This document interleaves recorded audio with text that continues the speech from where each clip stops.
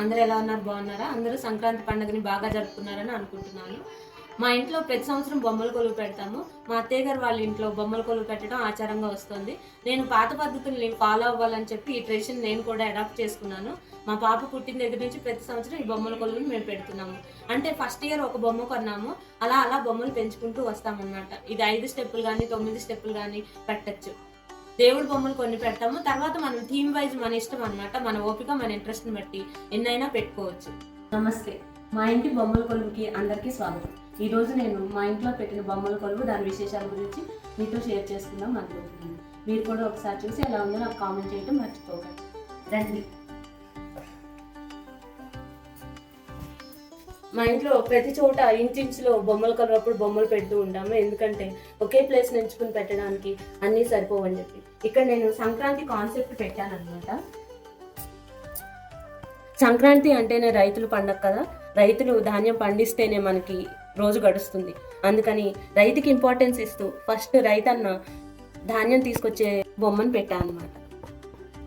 తర్వాత భోగి మంటలు, పాలు పొంగించడం, గొబ్బిళ్ళు పేరంటాళ్ళు, అలాగే భోగి పళ్ళు, డూడు బసవన్న.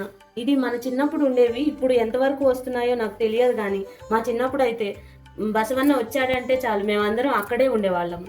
ఇంకా హరిదాస్ గురించి అయితే చెప్పనే ఎక్కర్లేదు. హరిలో రంగ హరి అనుకుంటూ అతను వచ్చినప్పుడు ఎవరికి వాళ్ళు నేను పెడతానని బియ్యం పెట్టడానికి పిల్లలందరూ ముందుకు వచ్చేవాళ్ళు.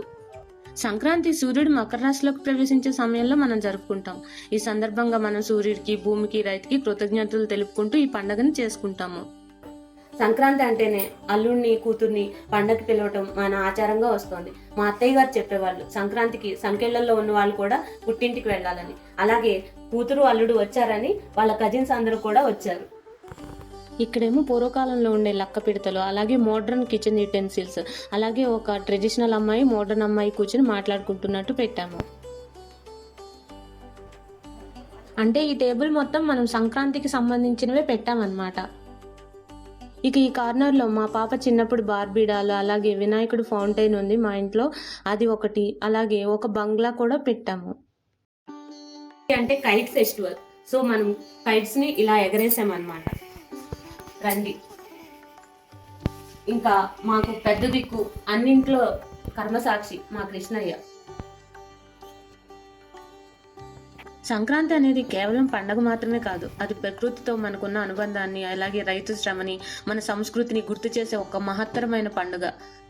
రైతుల కష్టం ఫలించిన ఆనందం సంక్రాంతిలో స్పష్టంగా కనపడుతుంది. రైతులు పండించిన పంటలు ఇంటికి చేరే సమయం కాబట్టి కొత్త బియ్యంతో, పంటలతో దేవుడికి నైవేద్యంగా సమర్పించి ఆనందంగా అందుకే ఇక్కడ అడవి పక్కన పొలాల్లో పండిన పంటలను అమ్ముకుంటానికి వచ్చే రైతులు, దానికి సంబంధించిన సంత, వాటన్నిటిని ప్రతిబింబించే విధంగా ఈ విధంగా పెట్టాము.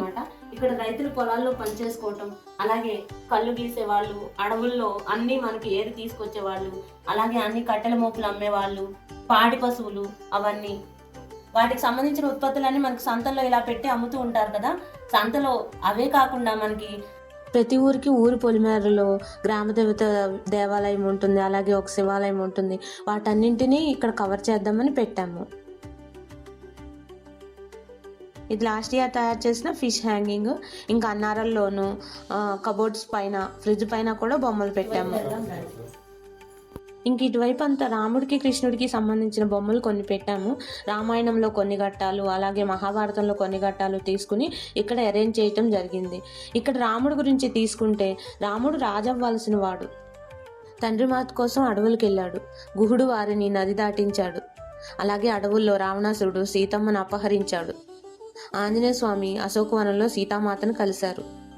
సీతమ్మను వెతుక్కుంటూ రాముడు వెళ్తుంటే శబరి రాముడికి పండ్లను తినిపించింది. ఆంజనేయుడు రామలక్ష్మణుల్ని సముద్ర పొడ్డుకి చేర్చాడు. రావణాసుడితో యుద్ధం తర్వాత వాళ్ళందరూ కలిసి అయోధ్యకు వెళ్లారు.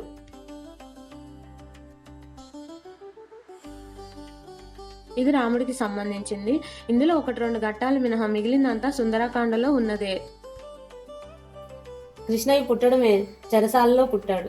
అక్కడి నుంచి యశోదామాత దగ్గర వెన్నముద్దలు తింటూ అల్లరిగా పెరిగాడు. అలాగే గోపెమ్మలతో ఆడుకున్నాడు. గోవర్ధనగిరిని ఎత్తాడు. కాళింగుని అణిచాడు. కంసుణ్ణి చంపాడు. అర్జునుడికి రథసారథ్యం వహించాడు, భగవద్గీతను బోధించాడు. ఇలా రాముడికి కృష్ణుడికి సంబంధించిన ఘట్టాలను పెట్టామన్నమాట. పూర్వకాలంలో కథలు ఈ విధంగానే చెప్పేవాళ్ళు, అందుకే బొమ్మల కొలువు కాన్సెప్ట్ వచ్చింది. ఇటువైపు వస్తే ఆడపిల్లకి ఇంపార్టెన్స్ ఇస్తూ ఆడపిల్ల జీవితంలో జరిగే అద్భుతమైన సంఘటనలన్నింటినీ కూర్చి ఇక్కడ చేర్చడం జరిగింది. ఆడపిల్ల పుట్టింది మొదలు బారసాల, అలాగే ఓణీల ఫంక్షను, ఆ తర్వాత చాలా ముఖ్యమైనది గ్రాడ్యుయేషను. ఆడపిల్లలకి చదువు ఎంతో ముఖ్యం.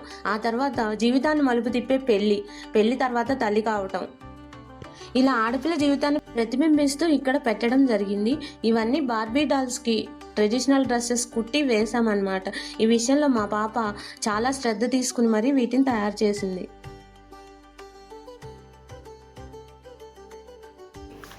ఫామ్ హౌస్ కాన్సెప్ట్ అన్నమాట. అంటే ప్రతి ఒక్కళ్ళకి వాళ్ళ జీవితంలో ఒక డ్రీమ్ హౌస్ అనేది ఉంటుంది. ఆ డ్రీమ్ హౌస్ ఫామ్ హౌసా లేదా మామూలు హౌసా అనేది వాళ్ళ ఇష్టం. ఇక్కడ మేము ఫామ్ హౌస్ కాన్సెప్ట్ తీసుకుని ఫామ్ హౌస్లో ఏమేమి ఉంటే బాగుంటుందని ఇలా తయారు చేసాము.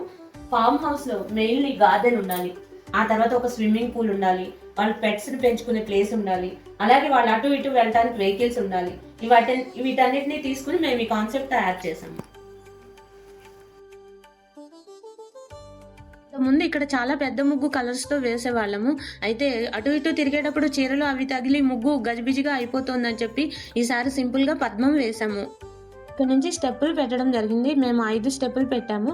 మొదటి స్టెప్లో మొదటి పూజ విఘ్నేశ్వరుడు కాబట్టి విఘ్నేశ్వరుని పెట్టాము. అటువైపు శివుడు, ఇటువైపు దుర్గాదేవి బొమ్మను పెట్టి అటు ఇటు కలశాలు పెట్టడం జరిగింది. ఇంకా రెండవ స్టెప్లో కృష్ణ పరమాత్మ గోపికలతోటి అలాగే భక్త బృందంతో ఉన్నారు. మూడో స్టెప్ లో అష్టలక్ష్ములతో పాటు వెంకటేశ్వర స్వామి కొలువై ఉన్నారు. స్వామి ఎక్కడుంటే అమ్మవారు కూడా అక్కడే ఉంటారు కదా. 4వ స్టెప్ లో దశావతారాలని వివరించడం జరిగింది. దశావతారాలతో పాటు లక్ష్మీదేవిని కూడా ఉంచాము. జనరల్ గా కొన్ని అవతారాల్లో తప్పితే మిగిలిన అవతారాలన్నింటిలో అమ్మవారు కూడా అయ్యవారితో వచ్చి మనల్ని అనుగ్రహిస్తూ ఉంటారు.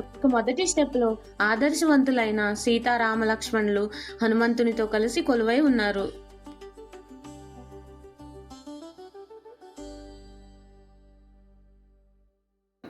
ఇదండి మా ఇంటి బొమ్మల కొలువు. మీ అందరికీ నచ్చిందని అనుకుంటున్నాను. యాక్చువల్లీ మా అత్తయ్య గారు వాళ్ళ ఇంట్లో ఈ బొమ్మల కొలువు సాంప్రదాయం ఉంది, అందుకని నేను కూడా అలవాటు చేసుకున్నాను. మా పాప పుట్టిన దగ్గర నుంచి మేము బొమ్మల కొలువు పెడుతున్నాం. ఫస్ట్ ఇయర్లో ఒక బొమ్మే కొన్నాము. అలా ప్రతి సంవత్సరం కొన్ని బొమ్మలు కొనుక్కుంటూ రావటం వల్ల ఇన్ని బొమ్మలు కలెక్ట్ అయ్యాయి అన్నమాట. ప్రతి సంవత్సరం ఏదో ఒక కొత్త బొమ్మ కొనాలనేది దీని సిద్ధాంతం. మెయిన్లీ దేవుడు బొమ్మలు పెట్టిన తర్వాత దీనికి 5 మెట్లు కానీ 9 మెట్లు కానీ పెడతారు. ఇవన్నీ పెట్టిన తర్వాత మీరు కాన్సెప్ట్ మీ ఇంట్రెస్ట్ని బట్టి పెడతారు అనమాట. మీ ఇంట్రెస్ట్ ఉండి ఓపిక ఉంది అనుకుంటే ఎన్ని రకాలైనా పెట్టుకోవచ్చు. మన సంస్కృతి సాంప్రదాయాలను కాపాడటం మన ధర్మం కాబట్టి నేను ఈ సంస్కృతిని నా నెక్స్ట్ జనరేషన్ వాళ్ళకి ఫార్వర్డ్ చేయాలని అనుకుంటున్నాను. ఆ ఉద్దేశంతోనే ఈ వీడియో చేయటం జరిగింది. మీ ఇంట్లో ఎవరికైనా బొమ్మల కొలువు ఆచారం ఉంటే కనుక తప్పకుండా కొనసాగించండి. ఇప్పటి పిల్లలు చాలా ఇంటెలిజెన్స్, వాళ్ళకి చెప్పాలే కానీ ఏదైనా మనకన్నా బాగా చేస్తారు. Happy Sankranti to all. అందరూ హ్యాపీగా సంక్రాంతి పండుగని జరుపుకున్నానని అనుకుంటున్నాను. మా బామ్మగారు చెప్పేవాళ్ళు అమావాస్య ముందు వచ్చే సంక్రాంతి సిరిగల సంక్రాంతి అని. ఈ సంక్రాంతి మీ అందరికీ ఆయురారోగ్యాలతో పాటు సిరి సంపదలు కూడా తీసుకురావాలని మనస్ఫూర్తిగా కోరుకుంటున్నాను. ఇదండి మా ఇంటి బొమ్మల కొలువు. అందరు చూసారు కదా, ఎలా ఉందో నాకు కామెంట్ చేయండి. ఈ వీడియో కనుక మీకు నచ్చితే లైక్ చేయండి, సబ్స్క్రైబ్ చేయండి, మీ ఫ్రెండ్స్ అండ్ ఫ్యామిలీ మెంబర్స్కి ఈ వీడియోని షేర్ చేయండి. Thank you.